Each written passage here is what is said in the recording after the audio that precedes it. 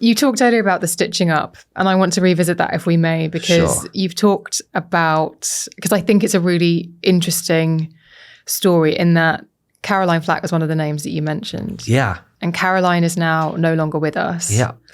And you didn't have a great relationship with her, and then you did. We started on bad terms. Do you want me to explain it all?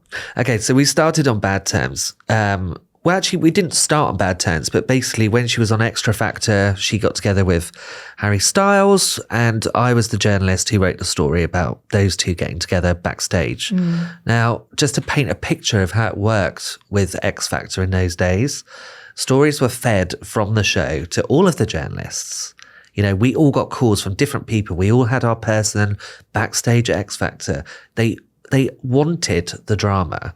That was the judges. There was drama. You know, people like Danny Minogue were kind of swept up into that. She couldn't really cope with it. Sharon probably could because she's like a battle axe and she can thrive in it. But, you know, it was a huge thing for someone like Caroline who she wasn't able to really fully embrace the fame side of things, especially after that when social media came in and people were in her face.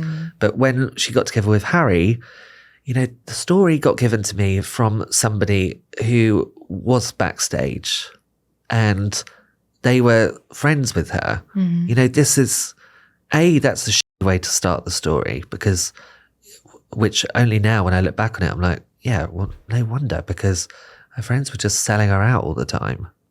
That's a really difficult thing to kind of get your head around.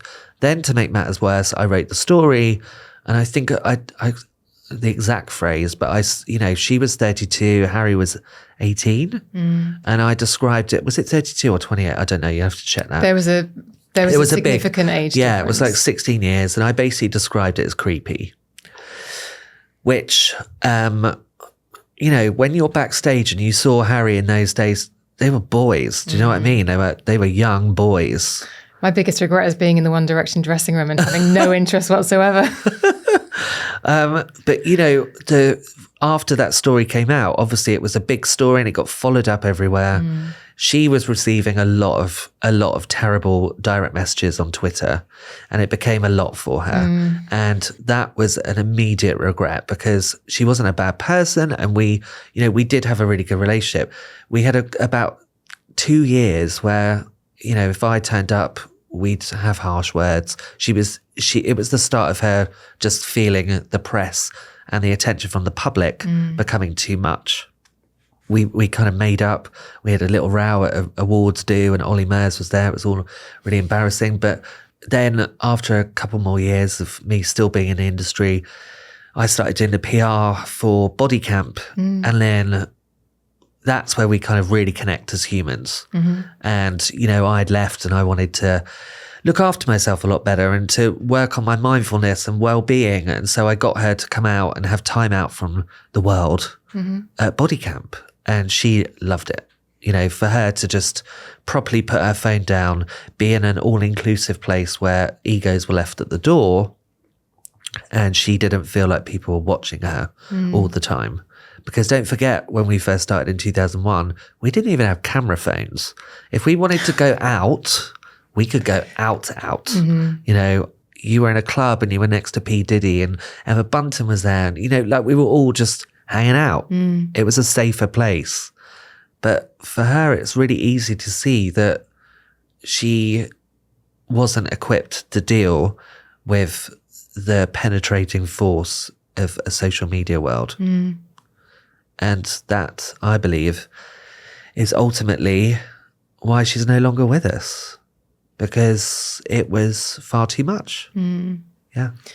Have you done that horrible what if you hadn't made up? Yeah, I've definitely done it. I mean, look, we made up like a long time before she actually died, but there was definitely a what if when she was, you know, towards the end, when we were doing another Body Camp and I was trying to get her to go and we were talking, she was really close to going, and the boyfriend at the time, she then said she wanted to go with her, and I said, oh, no, go on your own. Like, go on your own and have time out, because I know from experience of going on your own, you're going to get a lot more from it.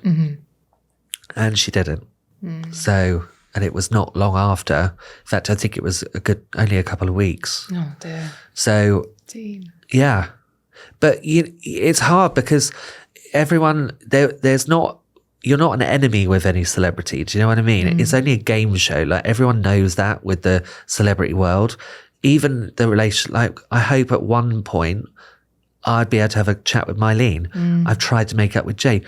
It's like we're in this kind of pocket of celebrity, I guess. And the reality is we're all human beings. It's interesting you describe it as a game show, actually. But it is. It's so ridiculous. Yeah. And the minute it goes wrong for people, it's when they don't consider it like that. And I feel like that was one of Caroline's downfalls, is that, she was so affected by that online targeting and social media. And, she was very sensitive when it came to people at ITV not supporting her over Love Island, and, them putting her on a ban and getting rid of her.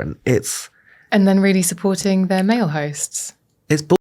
And I don't understand why people get away with it. And then, the first thing I did, which I did very naturally when I left celebrity journalism, is I stopped watching all of those shows.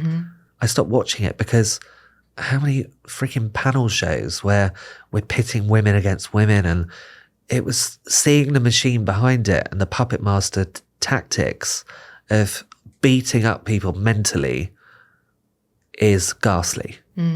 And it's going on and on. Look at all of these kids from X Factor that are now taking out their issue with the show and what ITV and the X Factor bubble did to them. It's no big surprise that people are coming out there and there's still damaged goods.